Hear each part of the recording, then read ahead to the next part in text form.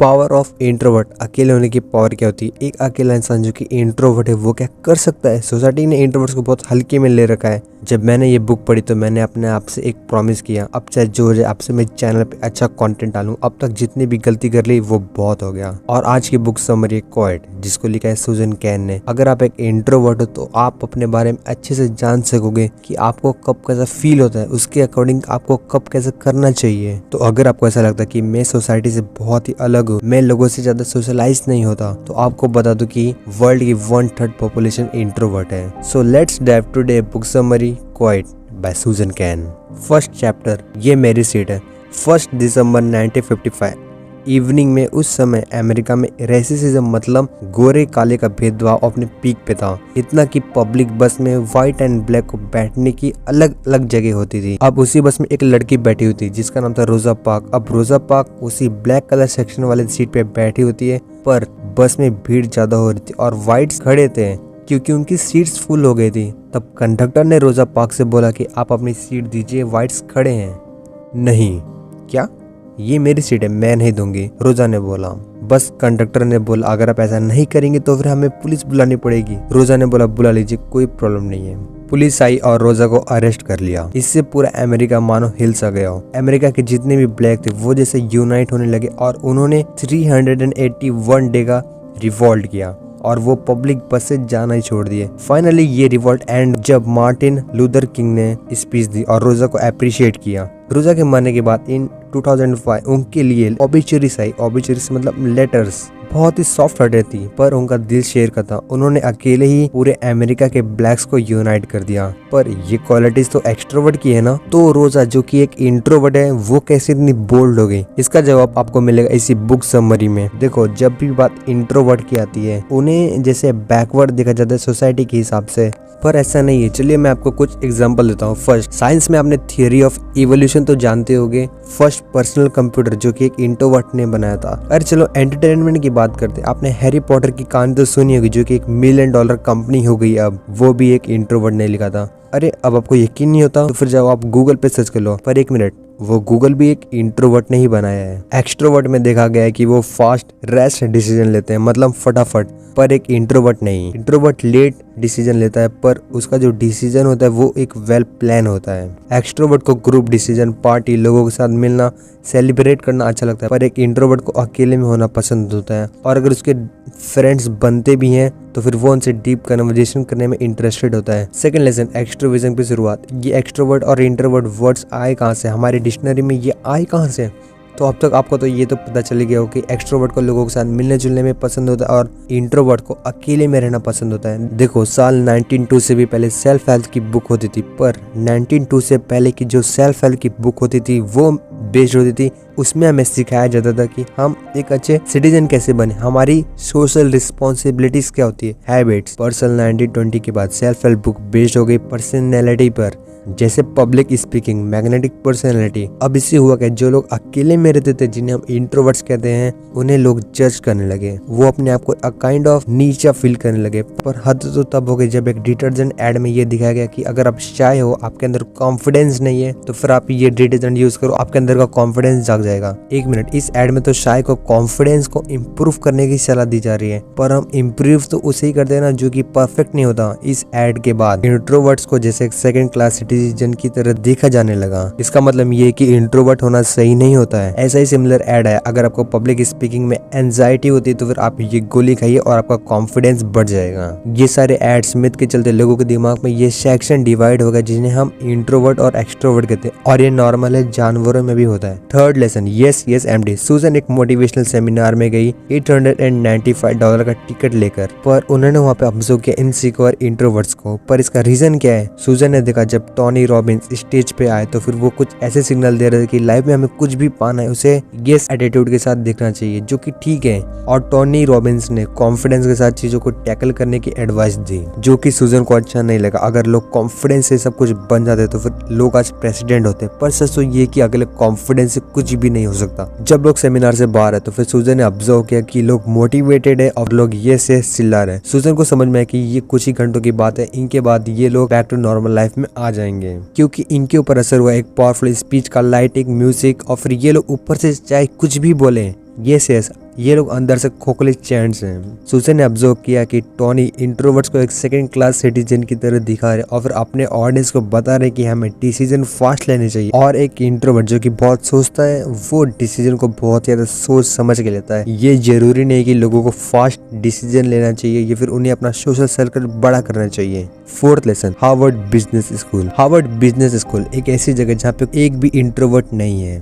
अगर वो होते भी हैं तो फिर उन्हें कन्वर्ट कर दिया जाता है एक्सट्रोवर्ट में। इसे स्पिरिचुअल कैपिटल ऑफ एक्सट्रोविजन भी कहते हैं। यहाँ पर वर्ल्ड के ब्रिलियंट स्टूडेंट पढ़ते हैं, पर इनमें से एक भी इंट्रोवर्ट नहीं है क्योंकि उन्हें एक काइंड ऑफ पीयर प्रेशर दिया जाता है फ्रेंड्स और टीचर से। सुजन ने ऑब्जर्व किया कि कोई भी एग्जाम में, कोई भी एक्टिविटी में वो बच्चे ज्यादा अच्छे से परफॉर्म करते हैं जो कि थोड़ा अकेले में रहते हैं, जो कि स्लो डिसीजन लेते हैं। इससे हमें ये समझ में आता है कि जरूरी नहीं है कि फास्ट रिप्लाई देने वाला इंटेलिजेंट हो या कोई भी क्वेश्चन का फटाक से आंसर देने वाला इंटेलिजेंट हो। फिफ्थ लेसन, स्टीव एक इंट्रोवर्ट। आपने एप्पल कंपनी के बारे में तो सुना ही होगा। क्या कभी आपने ये सोचा कि इतनी बड़ी $1 बिलियन कंपनी खड़े करने के पीछे दिमाग किसका था? तो फिर आपके दिमाग में आता है कि स्टीव जॉब्स। पर एक और इंसान है जो कि इस इतने बड़े कंपनी को खड़ा करने के पीछे है, वो है स्टीव वोजनियाक। ये है brain behind Apple. Steve jobs का मोस्टली काम होता है प्रेजेंटेशन देना, मीटिंग अटेंड करना, प्रोडक्ट को समझना और वो मार्केटिंग में अपना सारा ध्यान लगा देते हैं। पर स्टीव वोजनियाक प्रोडक्ट के डिजाइनिंग में, कोडिंग में, इनोवेशन में अपनी क्रिएटिविटी डालते थे प्रोडक्ट्स में। अब इसे ये तो समझ में आता है कि स्टीव वोजनियाक एक एक्सट्रोवर्ट थे नहीं, वो भी एक इंट्रोवर्ट थे। उन्हें भी लोगों के साथ काम करने में अच्छा नहीं लगता था, उन्हें भी सॉलिट्यूड में रहना पसंद होता था और वो इसी सॉलिट्यूड को अपनी लाइफ का बेस्ट मूवमेंट भी बताते हैं। इसी के साथ एक रिसर्च में जो कि 500 बच्चों पर कंडक्ट की गई थी, उस रिसर्च में पता चला कि जो बच्चे एक्सेल करते कोई भी फील्ड में, वो कहते कि हम इतना अच्छा इसलिए कर पाए क्योंकि हमने इसकी प्रैक्टिस अकेले में की। इसके पीछे एक साइंटिफिक रीजन भी, अगर आप कोई भी स्किल को अकेले में प्रैक्टिस करते हो तो फिर आप गलतियां करने से घबराते नहीं हो, आप शर्माते भी नहीं हो क्योंकि अकेले में कौन ही है। और स्टीव वोजनियाक कहते हैं कि मुझे क्रिएटिव आइडियाज तभी आते हैं जब मैं सॉलिट्यूड में रहता हूँ, और स्टीव वोजनियाक हमें अकेले में रहने की एडवाइस देते हैं। लेसन नंबर 6, आप कैसे बने। इस चैप्टर के बाद आपका रिएक्शन कुछ ऐसा होगा, अनबिलीवेबल। ये चैप्टर मुझे बहुत अच्छा लगा। हार्वर्ड में एक रिसर्च की गई 500 छोटे बच्चों पर। उस रिसर्च में बच्चों को कलरफुल, साउंडफुल, शेकी से खिलौने दिखाए गए। अब उसमें से कुछ बच्चों ने तो उस टॉय को देख के तुरंत रिएक्ट कर दिया, जैसे रोने लगे और जिद करने लगे उस टॉय को पाने के लिए। और कुछ बच्चों के सामने तुम उस टॉय को हिलाते जाओ, उन्हें कुछ फर्क नहीं पड़ता, वो बस लेट के उस टॉय को एंजॉय करते थे। अब इनमें से ये देख के बताना बहुत ही आसान है कि इनमें से बड़ों के इंट्रोवर्ट और एक्सट्रोवर्ट कौन बनेगा। अरे भाई, जो बच्चे टॉय को देख के तुरंत रिएक्ट कर दिए वो है हमारे एक्सट्रोवर्ट, और जो रिएक्ट नहीं किए वो है हमारे इंट्रोवर्ट। क्यों? सही ना?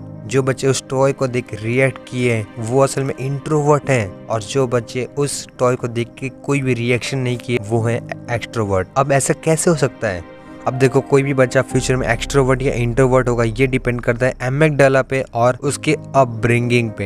एमिगडाला ब्रेन का इमोशनल स्विच बोर्ड होता है। ये डिसाइड करता है कि आपको कोई भी सिचुएशन में कितना रिएक्ट करवाना है, आपको कितना इमोशन देना है। तो देखो, इंट्रोवर्ट्स का एमिगडाला ज्यादा सेंसिटिव होता है, ज्यादा रिएक्टिव होता है एज कम्पेयर टू एक्सट्रोवर्ट्स। कोई भी बात में, सिचुएशन में इंट्रोवर्ट को फर्क पड़ता है और एक्सट्रोवर्ट को उतना फर्क नहीं पड़ता। और दूसरा है उसकी अपब्रिंगिंग, उसका एनवायरनमेंट कैसा है, उसके फ्रेंड्स कैसे, सिबलिंग कैसे हैं। कई बार ऐसा भी देखा गया कि जो बच्चे इंट्रोवर्ट हैं, अगर वो ज्यादा टाइम तक एक्सट्रोवर्ट के साथ रहते हैं तो फिर उनका नेचर भी एक्सट्रोवर्ट की तरह हो जाता है। 7th lesson, sweet spot.